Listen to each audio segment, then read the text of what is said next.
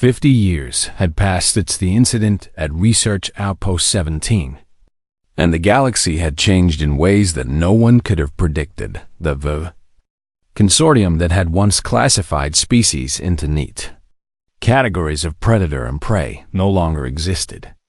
In its old form, in its place stood something new, something messier and more complicated. An infinitely more hopeful Admiral Choi Min-seo stood at the podium of the new Galactic Assembly and looked out at the gathered representatives of 300 species. Her father Minho had died 10 years ago, peacefully in his sleep, after a life spent building bridges between worlds. Her mother had been born on Research Outpost 17 during the Varax raid. The first human child born in deep space, a symbol of what humanity brought to the galaxy. Now Min-seo carried their legacy forward. 50 years ago, she began. The Galactic Biological Survey made a mistake. The assembly fell silent. They looked at humanity and measured our teeth and claws and armor. Min-seo continued. They found us lacking in all the things that predators possess. They classified us as the weakest species in the known galaxy, suitable only for protection and guidance. She smiled, and the expression held warmth rather than threat. They were wrong, she said, but not in the way you might think. The holographic display behind her activated, showing images from the past 5 decades. Humans working alongside Valorians to rebuild worlds devastated by Varax raids.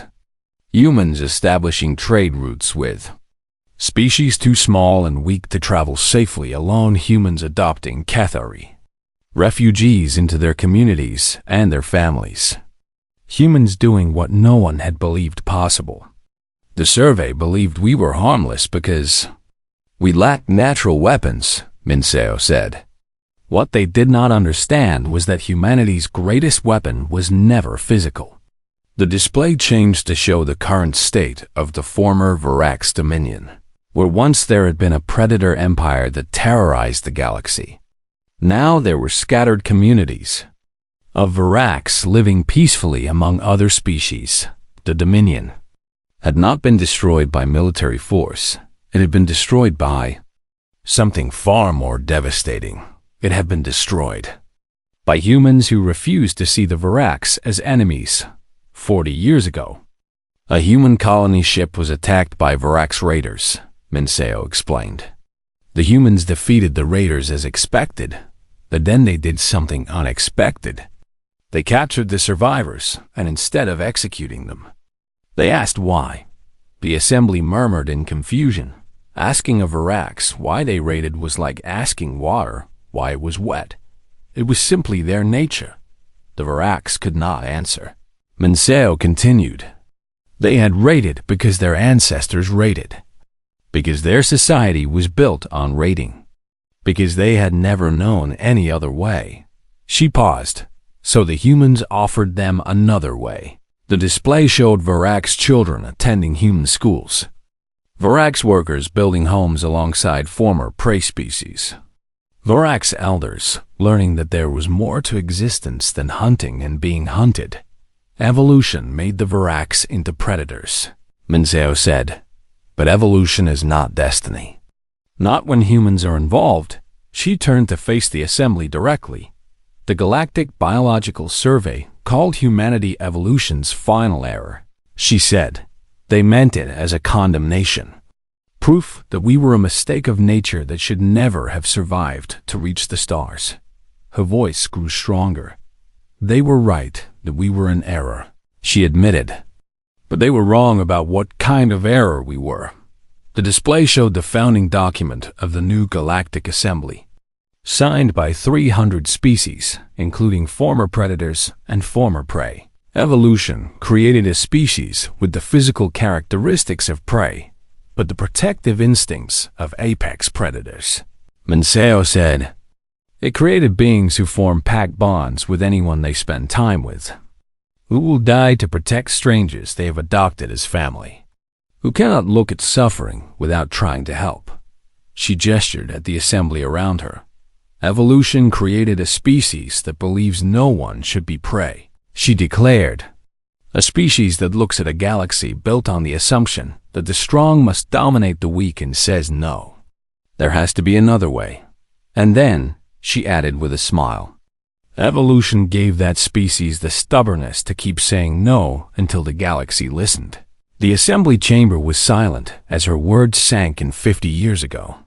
Humanity had been classified as the weakest species in the galaxy.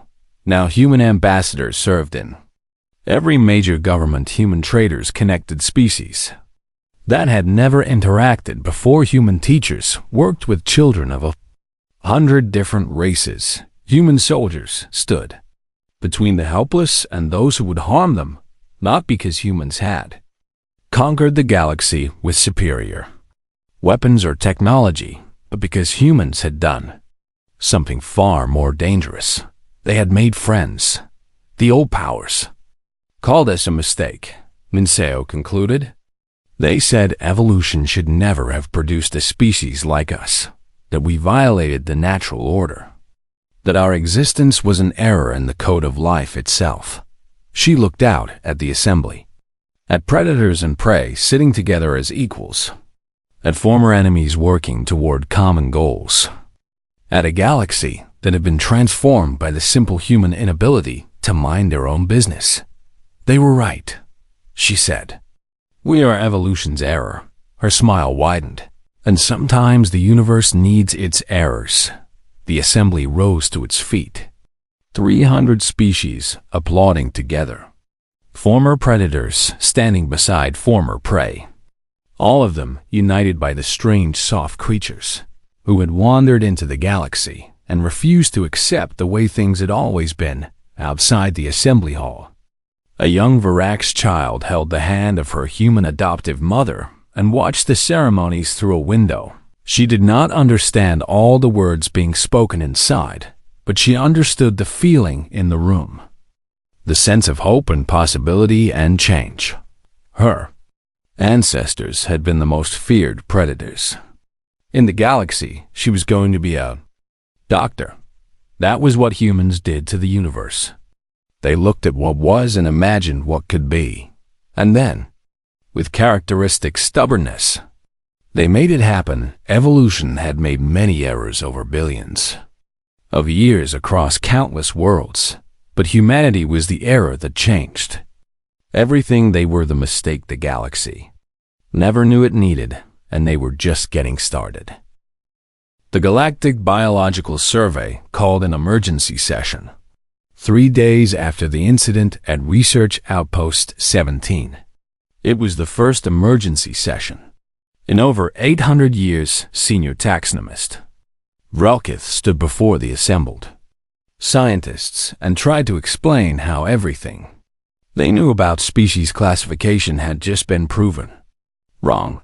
The human species requires immediate reclassification, he announced to the chamber. Our original assessment was based on physical characteristics alone, and we now understand that this approach was inadequate. What classification do you propose? Asked one of the elder scientists. Relkith hesitated. We propose Tier 1, he said. Maximum threat level. Immediate containment recommended. The chamber erupted in shocked conversation. Tier 1 was reserved for species like the Varax, apex predators capable of destroying civilizations. The idea of placing soft, fragile humans in the same category seemed absurd. This is overreaction, another scientist argued. Yes, the humans defended themselves successfully against a small raiding party, but that does not make them equivalent to the Varax Dominion. They did more than defend themselves, Relkith replied. They hunted the Varax through the station corridors and killed them with improvised weapons. They showed no fear response, no submission behavior, nothing that prey species should exhibit when confronted with apex predators. Perhaps they are simply an unusually aggressive prey species. Prey species do not smile when they are dying, Relkith said quietly. Prey species do not continue fighting with fatal injuries.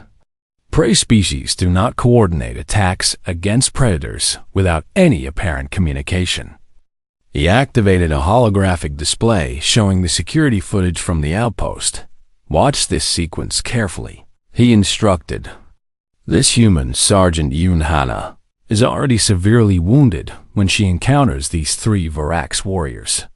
The chamber watched as Hana engaged the Varax, moving with a speed and ferocity that seemed impossible for her injured body. She killed all 3 before collapsing, and even then her hand never released her weapon. Standard biological models cannot explain this behavior, Vrelkes said. Humans ignore pain that should incapacitate them. They suppress fear responses that should freeze them. They continue functioning far beyond the point where their bodies should shut down. Then Tier 1 classification is appropriate, someone said.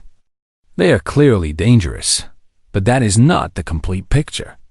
Another voice interrupted. Ambassador Park Jeon stepped forward from the observation gallery where she had been, watching the proceedings. The ambassador has no authority to address this assembly, one of the scientists protested. Let her speak, said the eldest member of the survey, a being whose species name could not be pronounced by most others. I wish to understand this species better. Jeon walked to the center of the chamber. A small human surrounded by beings who had just proposed classifying her species as maximum threat. You want to classify us as Tier 1 because of what happened at the outpost, she said calmly. You believe we are dangerous predators who must be contained. The evidence supports this conclusion, Vrelkes said defensively. The evidence is incomplete, Jeon replied. May I present additional data? The elder being gestured for her to continue. Jeon activated her own holographic display. This footage is from the same incident, she said. Watch what the humans did after the fighting ended. The chamber watched as humans who had just killed Varax warriors knelt beside wounded Valorians and applied first aid. They saw Dr. Choi Minho treating a Kethari child with the same care he would have shown a human. They saw humans sharing their limited medical supplies with species they had known for only 3 months. This behavior makes no sense, one scientist said. If humans are predators, why would they help other species? Because we are not predators, Jeon said, and we are not prey. We are something your classification system has no category for. Then what are you? Jeon paused, choosing her words carefully. Humans are a pack species, she explained. We form bonds with others and protect those bonds with everything we have. And the extraordinary thing, the thing your survey has never encountered before, is that we do not limit those bonds to our own species. She pointed to the footage of humans helping Valorians and Kethari. When we arrived at that outpost, we were strangers to everyone there, she said. But after 3 months of working together, eating together, sharing stories and problems and small moments of daily life, the humans had adopted them. Adopted? Vrelkes asked, confused. Made them part of our pack, Jeon clarified. And once someone is part of our pack, we will die to protect them. It is not a choice we make. It is simply what we are. The chamber fell silent as the implications sank in. The Varax attacked what they thought was a station full of prey species. Jeon continued. They expected the humans to hide like all the others. But the humans did not see themselves as separate from the Valorians and Kethari. They saw them as family, and humans protect their families.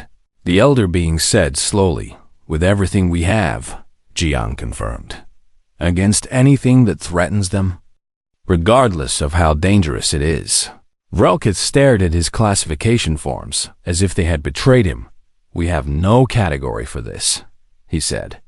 Our entire system assumes species act in their own survival interest. But you are describing a species that will sacrifice itself for others. Not for others, Jeon corrected.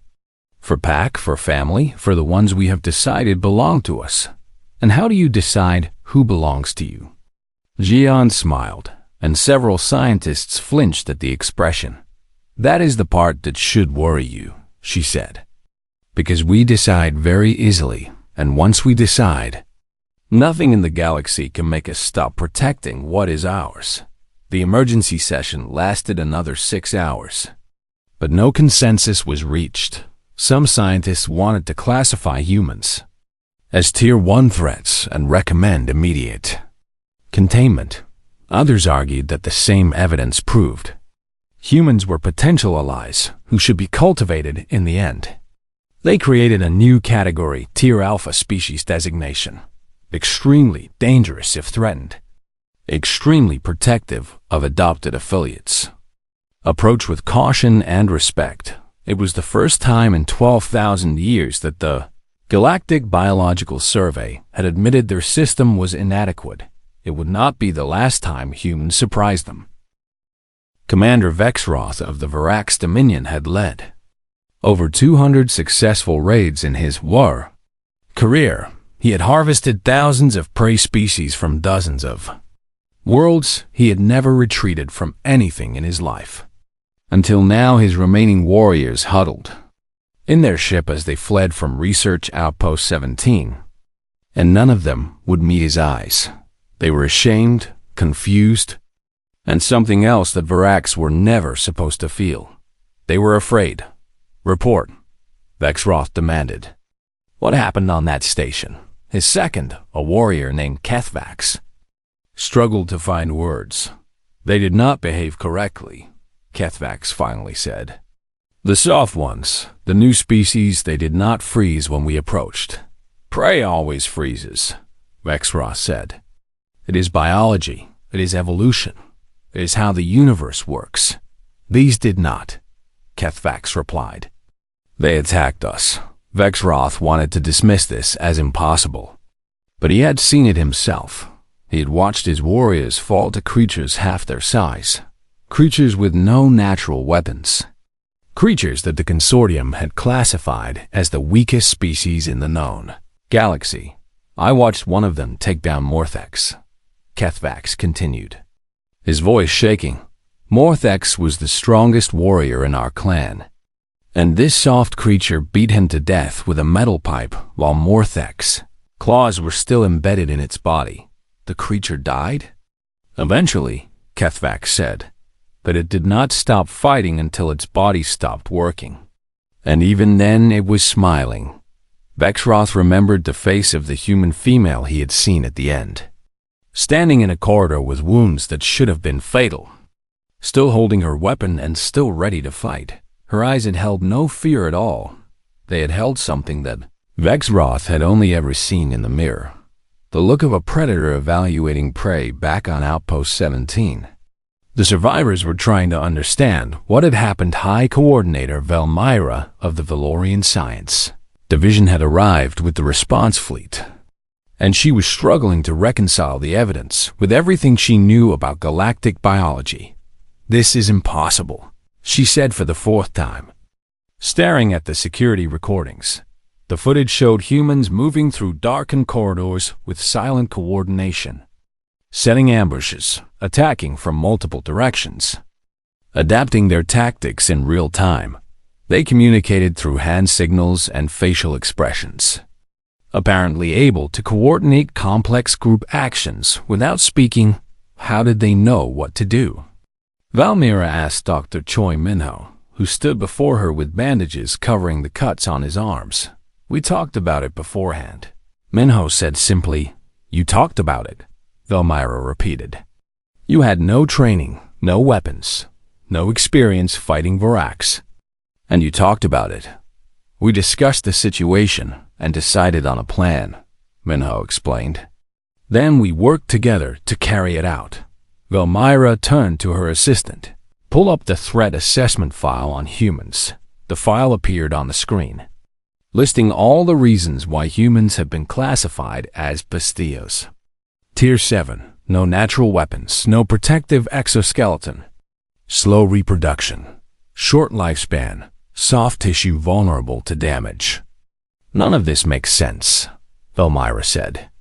According to our assessment, humans should be completely incapable of fighting Varax. Your assessment measured the wrong things, Minho said quietly. What do you mean? Minho walked to the screen and looked at the list of human weaknesses. You measured our claws and teeth and armor, because that is what predators have, he said. You measured how fast we can run and how many offspring we produce, because that is what prey species depend on for survival. Those are the standard metrics for threat assessment, Valmyra said defensively, and they work for most species. Minho agreed, but humans did not evolve to be predators or prey. We evolved to be something else. What? Cooperative hunters, Minho said. On our world, we were not the fastest or strongest creatures. So we learned to work together, to plan, to coordinate, to share information and resources and goals. He pointed to the security footage still playing on another screen. We were never supposed to fight the Varax alone. He continued. But we did not fight alone, we fought together. And that is something your assessment did not measure. Valmyra watched the footage again, paying closer attention this time. She saw humans working in perfect coordination without apparent communication. She saw them adapting to failures instantly, covering for injured team members, pressing advantages when they appeared. She saw something that the Galactic Biological Survey had never categorized because it existed in no other species they had ever studied. You fight like a single organism with many bodies, she said. Slowly, we fight like a family, Minho corrected her. We protect what is ours. But the Valorians and Cathari on this station were not yours, Valmyra said. You had known them for only 3 months, Minho smiled. And Valmyra saw something in that expression that made her uncomfortable. 3 months was enough, he said.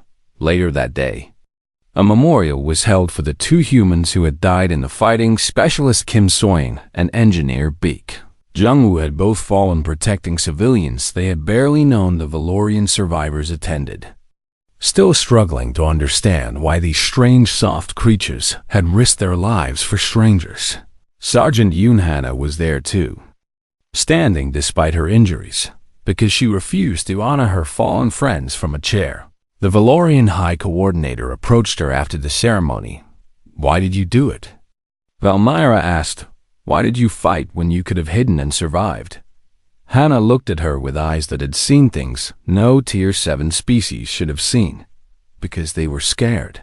Hannah said simply, the Valorians, the Cathari, all of them. They were scared and they needed help. But they are not your species. They needed help, Hannah repeated, as if that explained everything, and for humans. It did to Varax had spent centuries believing they were the ultimate predators. The top of the food chain, the hunters who had never known what it felt like to be hunted in a single night.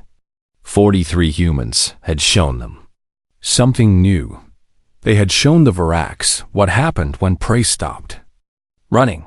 They had shown the galaxy that the classification system was built on a fundamental misunderstanding. And they had shown the universe that humans did not care what they were supposed to be. They only cared about what needed to be done. 3 months had passed since humanity joined the Galactic Consortium as a protected species. And the humans had done exactly what everyone expected. They smiled and learned, and asked questions and accepted their place at the bottom of the hierarchy with what appeared to be humble gratitude. Research Outpost 17 floated in the outer reaches of Consortium space, a scientific station dedicated to studying an unusual nebula that produced exotic particles useful for medical technology. The station housed 1,200 civilians from a dozen different species, including a human cultural exchange team of 43. People led by Dr. Choi Minho. Minho was a xenobiologist who had volunteered for the exchange program because he wanted to understand how alien life worked. He spent his days studying samples and attending lectures and trying to learn everything he could. about the galaxy his species had just entered. He was in his laboratory when the first alarm sounded. All personnel report to designated shelter zones. The station announcement system declared in 17 different languages. This is not a drill. Repeat, this is not a drill. Minho stepped into the corridor and found chaos. Valorian scientists were running in every direction with their silver faces showing expressions of pure terror. Smaller species huddled against walls or tried to squeeze in the ventilation shafts. What is happening? Minho asked a passing Valorian. Varax. The Valorian gasped without stopping. A raiding party. They have already breached the outer hull. Minho knew that name. The Varax Dominion had terrorized the galaxy for centuries. A species of apex predators who viewed all other beings as either slaves or raw materials. They raided stations and colonies and harvested whatever they wanted, while the consortium sent strongly worded protests and waited for the response fleets to arrive. How long until help comes? Minho called after the fleeing Valorian. 18 hours, came the answer, before the scientist disappeared around a corner. 18 hours. Minho looked around at the panicking civilians and did the math in his head. Varax's raiding party could kill or capture everyone on the station in less than 3 hours. Help was not coming in time. He activated his communication device and contacted the rest of the human team. Everyone report to the central hub, he said. We need to talk. 20 minutes later, 43 humans stood in a storage room, while distant sounds of screaming echoed through the station corridors. Minho looked at their faces and saw fear there. But he saw something else too. He saw the same thing he had seen in humans throughout history. The thing that other species apparently could not measure or understand. The response fleet is 18 hours away, he told them. The Varax will have harvested this entire station by then. So what do we do? Asked Sergeant Yunhana, one of the security officers assigned to protect the delegation. The Valorians expect us to hide, Minho said. That is what prey species do when predators attack. And what do you expect us to do? Hannah asked. Minho looked at her, and then at all of them. Scientists and diplomats and security officers and maintenance workers. 43 ordinary humans who had never been trained for combat against alien predators. There are 1,200 people on this station, he said. Valorians and Cathari and Melvini and a dozen other species, all of them hiding right now. All of them waiting to be taken. We have no weapons, someone pointed out. No armor, no training for this. No, Minho agreed. We have none of those things. He paused and let the silence stretch. But we have something else, he continued. We have the ability to refuse. The ability to look at this situation and decide that we will not accept it. The humans exchanged glances, and Minho saw understanding pass between them. They all knew what he was asking. They all knew that the logical choice was to hide and hope the Varax overlooked them, and they all knew that none of them were going to make that choice. The Varax are predators, Hana said slowly. They expect their prey to freeze or run. Yes, Minho said. They have never encountered humans before. No, they have not, Hana smiled. And it was not a pleasant expression. Then let us introduce ourselves. They moved through the station in small groups, gathering supplies and equipment that could be used as weapons. The Varax had cut power to several sections, but humans could see reasonably well in low light, and they knew how to communicate with hand signals when silence was necessary. Minho led one group toward the medical bay where a cluster of Valorian scientists had barricaded themselves. Through the window, he could see 3 Varax warriors working to break down the door. The Varax were terrifying creatures, standing 3 meters tall with armored exoskeletons and claws designed for tearing through flesh and metal. Alike, they moved with the confidence of beings who had never encountered Anything that could threaten them. Minho looked at his group. 5 humans armed with metal, pipes and surgical tools. On my signal, he whispered. The Virax never saw them coming. Humans had evolved as persistence hunters on a world where they had to compete with larger and stronger predators. They had learned to attack from ambush, to coordinate without speaking, to keep fighting long after their bodies should have stopped. The 3 Virax fell in less than a minute. Confused and overwhelmed by prey that attacked instead of running, Minho opened the medical bay door and found the DeLorean scientist staring at him in disbelief. "Follow me," he said. "We are getting everyone out of here." Across the station, similar scenes played out as humans found the Virax raiders and engaged them with improvised weapons and coordinated attacks. Sergeant Hana led her team through the engineering section, systematically hunting down every predator she could find.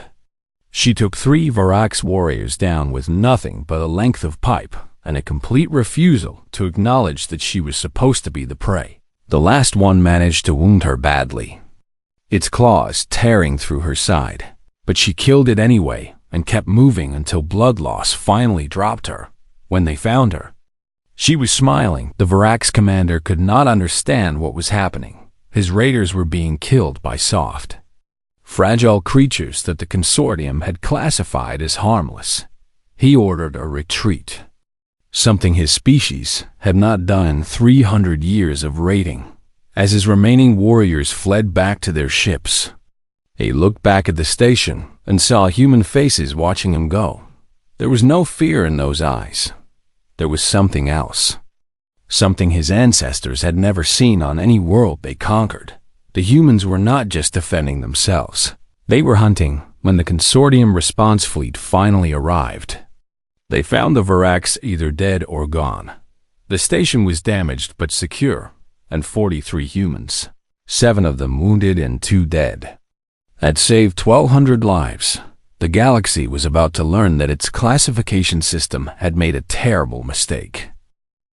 The Galactic Biological Survey had existed for 12,000 years, and in that time, its scientists had cataloged over 40 million sentient species across the known universe. Every species received a number, a file, and most importantly, a threat rating on the assessment index that ranged from Tier 1 at the top to Tier 7 at the bottom. The system had never failed them. When humanity's first interstellar vessel emerged from fold space near the Valorian Consortium's border station, the survey scientists were already waiting with their scanning equipment and classification forms.